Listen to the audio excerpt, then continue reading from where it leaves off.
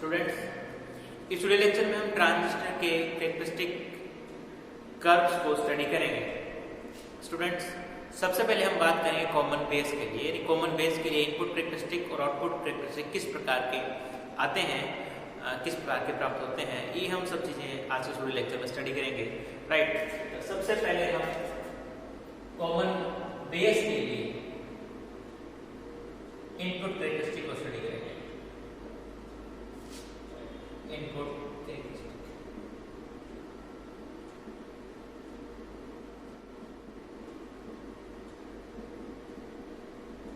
Students common base के लिए input characteristic curves किस तरीके से प्राप्त किए जाते हैं, इसका एक्सपेरिमेंटल सेटअप हमने पिछले वीडियो लेक्चर में स्टडी किया।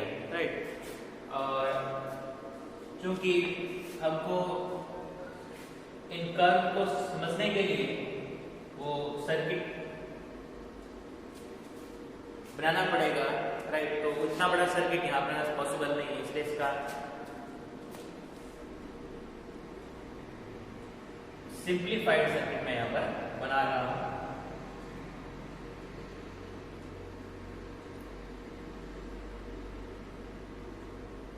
तो इसमें हम किसी वोल्टमीटर वगैरह को नहीं जोड़ेंगे, तो सिंप्लीफाइड सर्किट बना रहा हूं।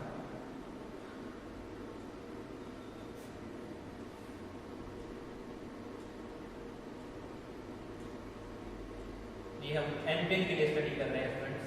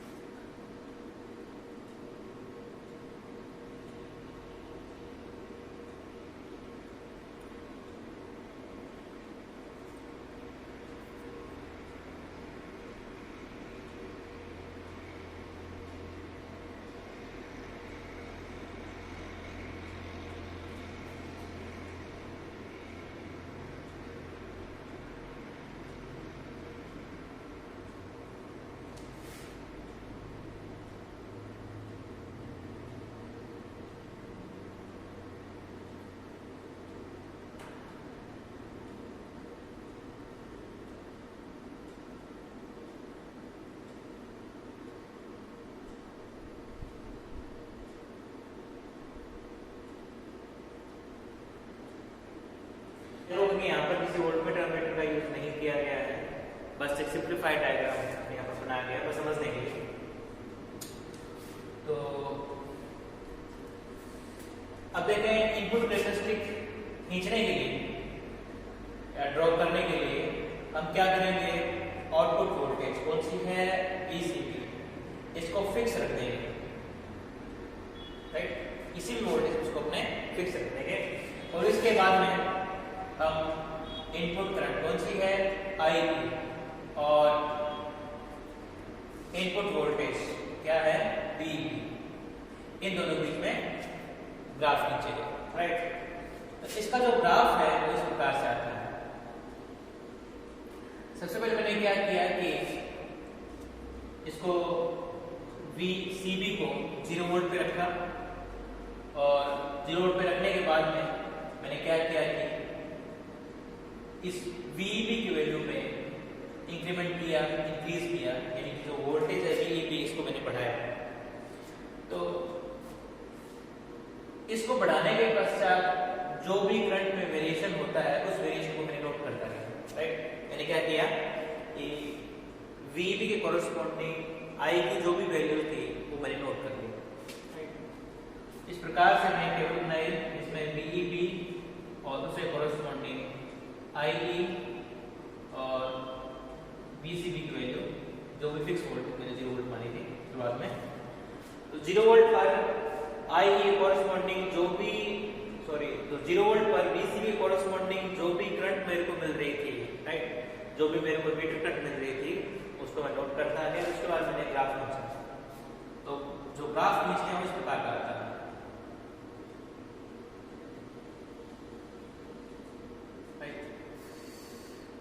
और आप इस ग्राफ को, ये जो एक्सिस है वो करंट एक्सिस है और ये वाली इनपुट वोल्टेज एक्सिस है, और यहाँ पर VCB 0, आप देख सकते हो इस ग्राफ में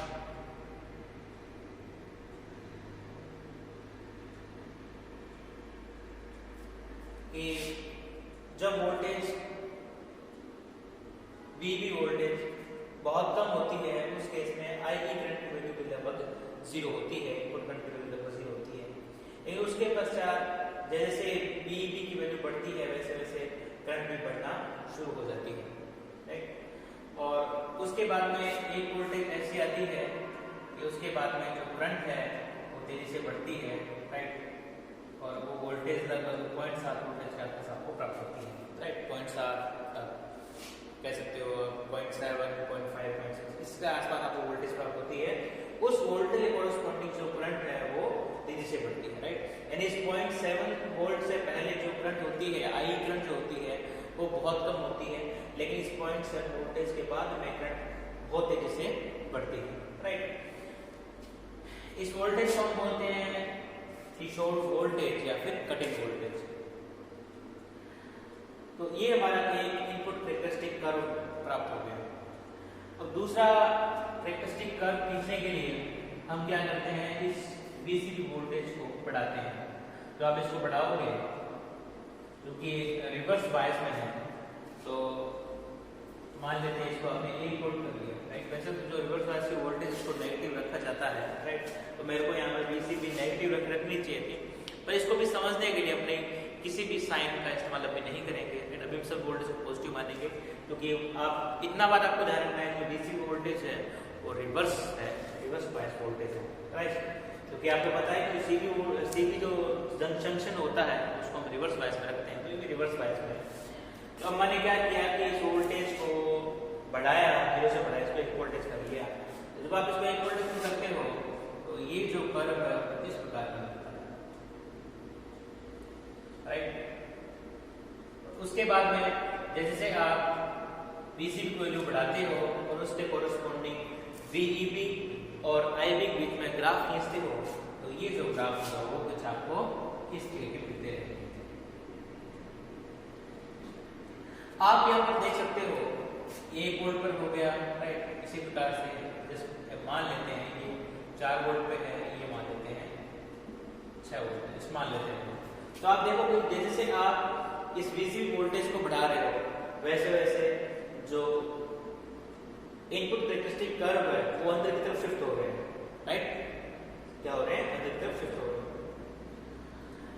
अब यदि आप इनकी कटिंग वोल्टेज ज्ञात करो तो आपको पता चलेगा कि कटिंग वोल्टेज लगातार कम होती जा रही है, राइट।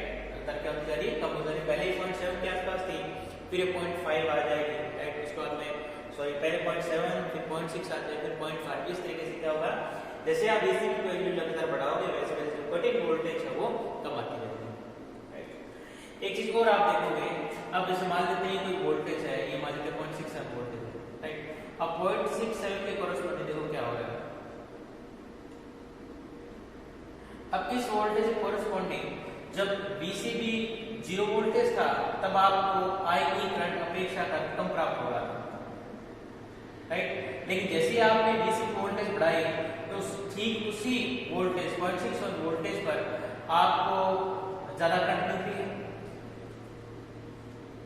राइट। इसका मतलब ये है कि किसी पर्टिकुलर VB वोल्टेज पर जैसे आप VCB की वैल्यू बढ़ाओगे आपको ज्यादा करंट मिलेगा, आपको ज्यादा इनपुट करंट मिलेगा, राइट। तो इसमें चीज और भी आप देख सकते हो कि ये जो कर्व है डायोड के कर्व के जैसे ही होना भी चाहिए, क्योंकि आपको पता है कि ये जो PN जो जंक्शन है E और B का जो PN जंक्शन है वो भी फोर्ड बायस में है। तो फोर्ड बायस में डायोड का जिस तरीके कर्व प्राप्त होता है सेम का सेम कर्व आपको यहाँ पर मिलेगा। बस इतना सा चेंज है कि जैसे आप VCB की वैल्यू बढ़ाते हो वैसे वैसे कटिंग वोल्टेज का मान लगातार कम होता जाता है, राइट। तो ये है इसके इनपुट कैरेक्टरिस्टिक। अब हम देखते हैं कि इसके आउटपुट कैरेक्टरिस्टिक, लेकिन उससे पहले आपको एक चीज और बताऊं कि इसका आप डायनेमिक रेजिस्टेंस भी ज्ञात करते हो, इनपुट डायनेमिक रेजिस्टेंस, राइट। अब ये R यानी इनपुट डायनेमिक रेजिस्टेंस आप किसी भी पॉइंट पर ज्ञात कर सकते हो। जैसे मान लो इस पॉइंट पर ज्ञात करना है, मैं क्या करूंगा, इससे थोड़ा ऊपर और थोड़ा नीचे 2 पॉइंट होगा, राइट। पॉइंट ए है और ये पॉइंट बी है। अब इन दोनों पॉइंट्स के कोरस्पॉन्डिंग जो वोल्टेज है वो डेल्टा वी बी है, यानी इन दोनों वोल्टेज का जो अंतर है, जो डिफरेंस है, वो डेल्टा वी बी के इक्वल है। और इस पॉइंट ए के कोरस्पॉन्डिंग मान लेते हैं करंट I1 है और इस पॉइंट बी के कोरस्पॉन्डिंग करंट मान लेते हैं I2 है, और इन दोनों करंट का जो डिफरेंस है वो डेल्टा I है। डेल्टा I कैसे दोगे? I2 minus I1। और चूंकि आप ये रेजिस्टेंस एक फिक्स्ड BCB पर ज्ञात कर रहे हो, तो उस BCB की वैल्यू आपको यहाँ पर लिखनी होगी, राइट? क्योंकि आपको पता है ये जो रेजिस्टेंस होगा, जो Rin रेजिस्टेंस होगा, वो इसी पे डिपेंड करेगा, राइट? क्योंकि आप देख रहे हो कि इसका जो स्लोप है, यानी ये जो कर्व है, इस पर्टिकुलर कर्व का जो स्लोप है वो BCB पर डिपेंड कर रहा है। कैसे? अब आप देखोगे कि 0.67 वोल्टेज पर, यानी इस वोल्टेज पर आप देखोगे कि जो स्लोप है वो कम है, लेकिन जब आप BCB को वैल्यू बढ़ाओगे तो आपको स्लोप थोड़ा ज्यादा मिलेगा, राइट? यहाँ पर स्लोप थोड़ा कम है, लेकिन इस ग्राफ के लिए स्लोप थोड़ा ज्यादा है। इसका मतलब ये है कि जैसे आप BCB की वैल्यू बढ़ाओगे वैसे वैसे स्लोप में चेंज आता जाएगा, इस कारण से जो रेजिस्टेंस है उसमें भी चेंज आता जाएगा, राइट? तो इस प्रकार से आप इनपुट रेजिस्टेंस को डिफाइन कर सकते हो, राइट? और लैब में आप इसको ज्ञात भी कर सकते हो। तो इसका जो रेजिस्टेंस है जनरली वो 50 ओम टू 100 ओम मिलता है। 50 ओम टू 100 ओम आपको प्राप्त होता है। किस केस में? कॉमन बेस के केस में। और यहाँ पे देखा भी जो कॉमन बेस कॉन्फ़िगरेशन का जो इनपुट रेजिस्टेंस है वो काफी कम होता है, राइट? मैंने वो बताया भी था, ये 50 ओम टू 100 ओम रहता है, यहाँ पे 50 ओम टू 100 ओम आपको ही मिलता है। तो स्टूडेंट्स ये बात हुई इसके इनपुट कैरेक्टरिस्टिक की। अब हम बात करेंगे आउटपुट कैरेक्टरिस्टिक क्या होते हैं, जो किस तरीके से खींचा जाता है कैरेक्टरिस्टिक। तो इसके जो आउटपुट कैरेक्टरिस्टिक्स हैं वो ड्रॉ करने के लिए आप क्या करते हो? इनपुट करंट कौन सी है IE को फिक्स रखते हो, और उसके बाद में आउटपुट वोल्टेज कौन सी BCB, और आउटपुट करंट कौन सी IC, इन दोनों के बीच में ग्राफ खींचते हो। ये हमारा इनपुट सेक्शन होता है, ये हमारा आउटपुट सेक्शन होता है। अब इनपुट सेक्शन में जो करंट है वो IE है, वोल्टेज VEB है, और आउटपुट सेक्शन में जो करंट है वो IC है और वोल्टेज BCB है। तो हम क्या करेंगे कि इस IE करंट को फिक्स रखते हुए हम IC और BCB इन दोनों के बीच में ग्राफ प्लॉट करते हैं। तो इस जो हम इन दोनों जब हम इसको फिक्स रखते हैं और इन दोनों के बीच में ग्राफ प्लॉट करते हैं तो हमको कई प्रकार के कर्व मिलते हैं, राइट? तो चलो स्टडी करते हैं कि किस टाइप का। मान लेते हैं यहाँ पर हमारा 0 वोल्ट है, राइट? ये हमारी आउटपुट करंट एक्सिस है और ये हमारा आउटपुट वोल्टेज एक्सिस है। अब हम क्या करेंगे? सबसे पहले इस वोल्टेज को फिक्स कर लेते हैं। जब इस वोल्टेज को फिक्स कर लोगे तो ये जो करंट IE होगी वो ऑटोमेटिकली फिक्स हो जाएगी, राइट?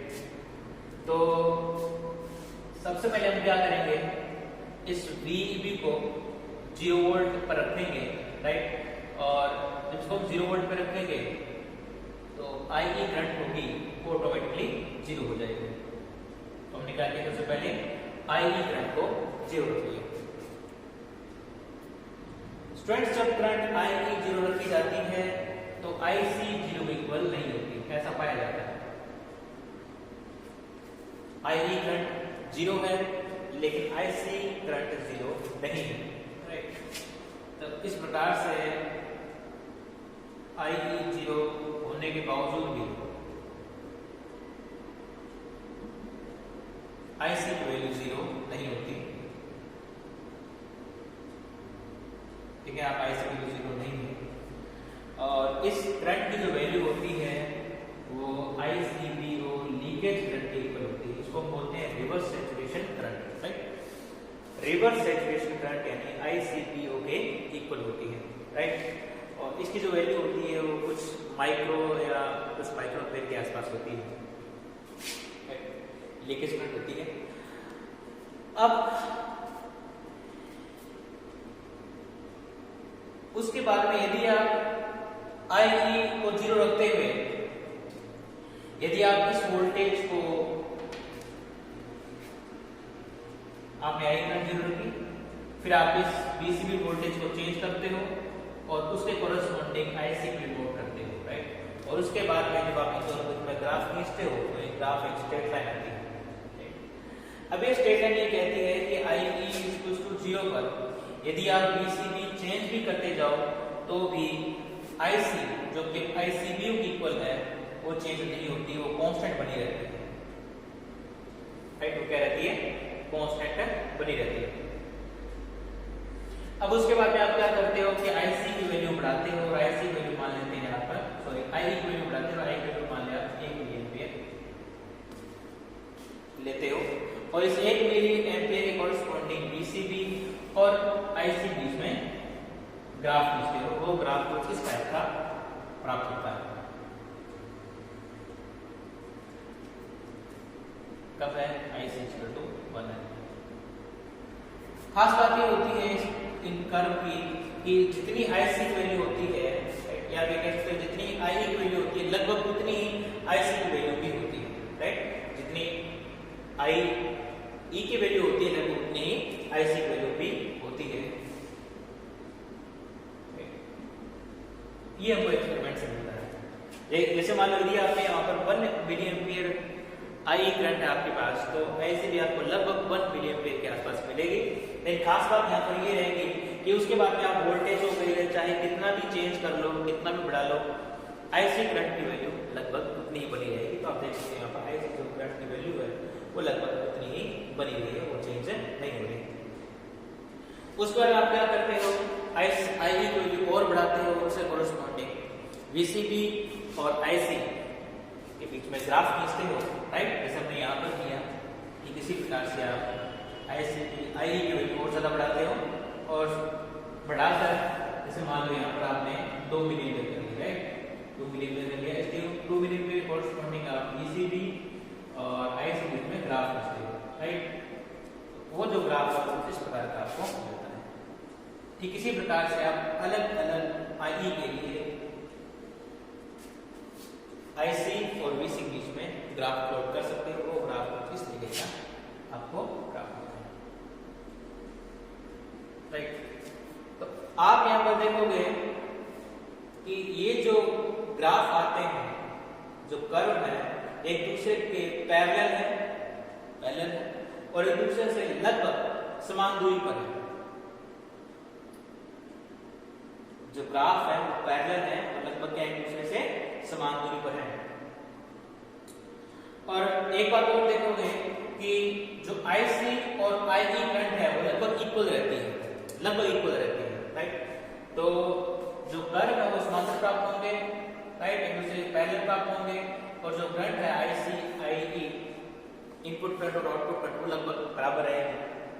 और एक बात और आपने नोट कर सकते हो, VC को वैल्यू आप कितना भी चेंज क्यों ना कर लो, IC की वैल्यू लगभग इक्वल रहती है, वो चेंज नहीं होती।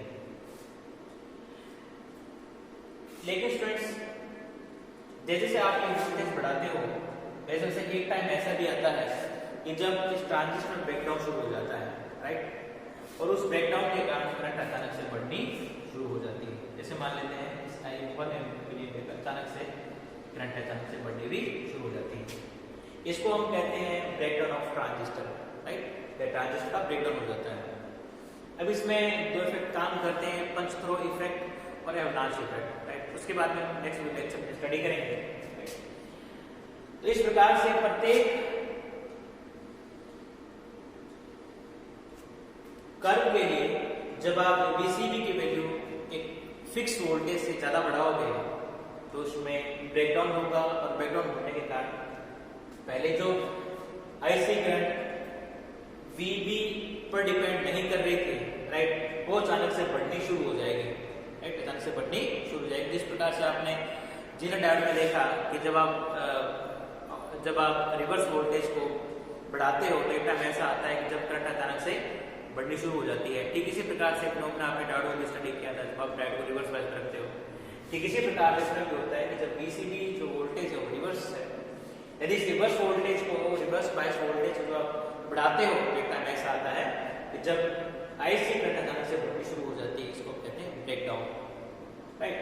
और इस वोल्टेज को बोल देते हैं break down voltage, right.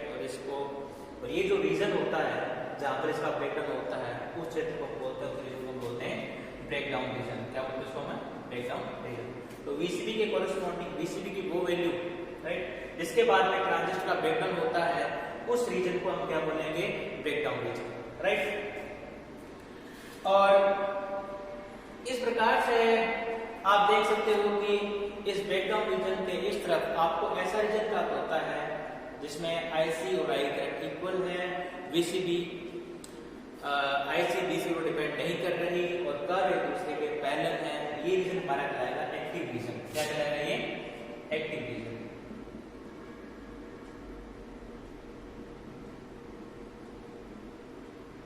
Right.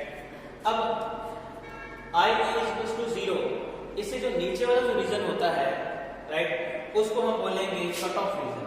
क्या बोलेंगे इसको हम? Cut off region. यानी आई इज टू 0, इसके जो नीचे वाला जो भाग होता है आई, यानी आई इज टू 0 वाला, ये वाला कर्व और ये वोल्टेज एक्सिस, इन दोनों के जो बीच वाला भाग होगा उसको बोलेंगे कट ऑफ।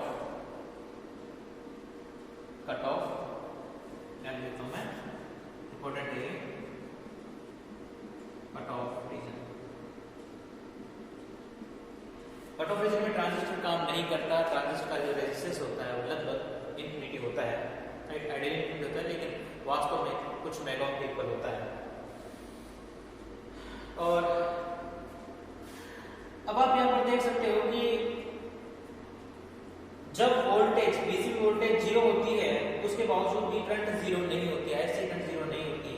तो आईसी करंट को 0 करने के लिए हम क्या करते हैं कि पहले ये जो जंक्शन रिवर्स बायस में था उसको हम फोरवर्ड बायस में कर लेते हैं, और फोरवर्ड बायस में करने के लिए हम बैटरी की पोलैरिटी चेंज कर देते हैं, राइट। तो आपने क्या किया कि आपने इस जंक्शन को पहले जो रिवर्स बायस में था उसको आपने फोरवर्ड बायस में कर लिया, राइट। अब फोरवर्ड बायस में करने के बाद जैसे आप वोल्टेज बढ़ाते हो वैसे वैसे करंट कम होती जाती है और कुछ में बाद में ये 0 हो जाती है, राइट। ठीक इसी प्रकार से जब आप I is to 1 milli ampere पर जब आप करंट को 0 करना चाहो, आईसी करंट को 0 करना चाहो, तो अपने क्या करेंगे कि इस जंक्शन को जैसे हमने अभी यहाँ पर किया, इस जंक्शन को आप फोरवर्ड बायस में कर लोगे और जैसे आप वोल्टेज बढ़ाओगे, वोल्टेज बढ़ाने के साथ ही 1 मिली एम्पीयर वाले कर्व की आईसी करंट भी 0 हो जाएगी। ठीक इसी प्रकार से आप दूसरे कर्व के लिए आईसी करंट का मान 0 करने के लिए आप इसको रिवर्स बायस करोगे, वोल्टेज बढ़ाओगे, जैसे वोल्टेज बढ़ाएंगे बढ़ाओगे वैसे वैसे करंट की वैल्यू 0 होती जाएगी, राइट। इस तरफ जो वोल्टेज है वो फोरवर्ड बायस में, राइट। इसका मतलब ये है कि आईसी करंट को 0 करने के लिए आपको वीसीबी जंक्शन को रिवर्स बायस से फोरवर्ड बायस में करना पड़ता है। जैसे आप फोरवर्ड बायस में करने के बाद वोल्टेज वीसीबी वोल्टेज बढ़ाते हो वैसे वैसे करंट की वैल्यू 0 होती जाती है। अब इस प्रकार से ये जो इस 0 वोल्ट से इस तरफ वाला जो रीजन होता है, राइट, जहां पर जो करंट है वो 0 हो रही है वोल्टेज बढ़ाने के साथ साथ, इस रीजन को हम बोलते हैं saturation region. Saturation region, right. तो स्टूडेंट्स इस प्रकार से आप देख सकते हो कि ट्रांजिस्टर के 3 रीजन होते हैं, राइट। और ब्रेकडाउन रीजन को मिल तो इसके 4 रीजन हो जाते हैं। Cut off region, right, cut off region में जो ट्रांजिस्टर होता है वो ऑफ स्टेट में रहता है, कोई काम कर नहीं होता। उसको एक्टिव रीजन में जो ट्रांजिस्टर होता है वो काम करता है, अच्छी तरीके से काम करता है, राइट। और इस रीजन में ट्रांजिस्टर एम्पलीफायर के रूप में काम करता है, इसमें डिस्टॉर्शन नहीं होता। उसके बाद में सैचुरेशन रीजन तब प्राप्त होता है जब ये वाली वोल्टेज रिवर्स की तुलना में यानी रिवर्स बायस होने के बजाय फोरवर्ड बायस हो जाए। तो स्टूडेंट्स इस प्रकार से आपने इनके कुछ इलेक्ट्रिस्टिक कर्व की प्रॉपर्टीज को स्टडी किया। अब सिर्फ एक चीज और आती है कि इसके लिए आउटपुट रेजिस्टेंस कैसे ज्ञात करते हैं। तो स्टूडेंट्स आउटपुट रेजिस्टेंस ज्ञात करने के लिए हमने इनपुट रेजिस्टेंस ज्ञात किया, वैसे आप लोग ज्ञात कर सकते हो। अब मान लीजिए ये पर्टिकुलर आई है, अब पर्टिकुलर आई के लिए 2 पॉइंट लूंगा, एक ये वाला पॉइंट और दूसरा ये वाला पॉइंट, राइट।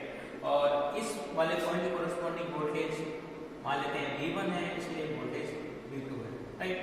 और इस पॉइंट के कोरस्पॉन्डिंग करंट I1 है और इस वाले पॉइंट के कोरस्पॉन्डिंग करंट है I2 है, मान लेते हैं। अब फ्रेंड्स वैसे तो क्या है कि ये जो कर्व होते हैं बिल्कुल VCB पर लगभग एक प्रकार से कह सकते हो कि डिपेंड नहीं करते, यानी ये जो IC करंट होती है वो VCB पर डिपेंड नहीं करेगी, तो वास्तव में ऐसा नहीं होता। ये जो वोल्टेज, ये जो करंट है IC जो करंट है वो VCB पर हल्की सी डिपेंड करती है, राइट। और उसके कॉरस्पॉन्डिंग जो करंट होती है, राइट, और मान लीजिए V1 के कॉरस्पॉन्डिंग करंट यदि I1 है और यदि VCB यदि IC जो करंट है VCB पर डिपेंड करे, तो जैसे आपने VCB की वैल्यू बढ़ाई उसके बाद में हो सकता है कि करंट की वैल्यू थोड़ी बढ़ जाए, ऐसा होता है। तो करंट की वैल्यू थोड़ी बढ़ेगी। अब मान लेते हैं कि ये जो IC करंट है उसकी वैल्यू I2 है, इस पर V2 पर जो करंट की वैल्यू पहले इस V1 वोल्टेज पर I1 थी, जैसे आपने वोल्टेज VCB वोल्टेज बढ़ाई और जब आप वोल्टेज V2 आई उससे कोरस्पॉन्ड जो करंट है वो I2 है, और इन दोनों का जो डिफरेंस है वो डेल्टा ही है, राइट। और इन दोनों का जो डिफरेंस है वो डेल्टा भी है। तो आउटपुट रेजिस्टेंस इस तरीके से डिफाइन किया जाएगा R0, इसको आपने डेल्टा VCB ले लो, डेल्टा VCB, डेल्टा VCB, और इस करंट को आप ले लो डेल्टा IC, डेल्टा IC जो है ये आउटपुट करंट I2 और I1 का डिफरेंस है, राइट। और किस पे आपने किया है, एक पर्टिकुलर IE पर, राइट। ये जो टर्म डिफाइन, ये जो टर्म है ये आउटपुट रेजिस्टेंस के रूप में डिफाइन की जाती है। और इसकी जो वैल्यू है, क्योंकि आप देख सकते हो कि इस वोल्टेज पर करंट डिपेंड नहीं करती है, तो इसकी जो R0 जो है वो लगभग काफी ज्यादा प्राप्त होता है, 1 मेगा ओम के आसपास प्राप्त होता है, क्यों? क्योंकि ये जो करंट IE है, सॉरी जो करंट IC है वो V0 डिपेंड नहीं करती, लगभग ये कहते हैं लगभग नहीं रहती, थोड़ा बहुत उसमें वेरिएशन होता है, इसका जो वैल्यू है वो 1 मेगा ओम के आसपास प्राप्त होती है। तो फ्रेंड्स इस प्रकार से आपने आउटपुट डायनेमिक रेजिस्टेंस याद किया, सीखा कि किस तरीके से याद किया जाता है। तो इसके साथ आपने ये भी सीखा कि आउटपुट कैरेक्टरिस्टिक कैसे होते हैं, प्रॉपर्टीज क्या होती है। अब फ्रेंड्स नेक्स्ट लेक्चर में हम जो हमारे और कॉन्फ़िगरेशंस हैं जैसे कि CC और CE, इनके लिए भी आउटपुट कैरेक्टरिस्टिक और इनपुट कैरेक्टरिस्टिक को स्टडी करेंगे। Thank you friends.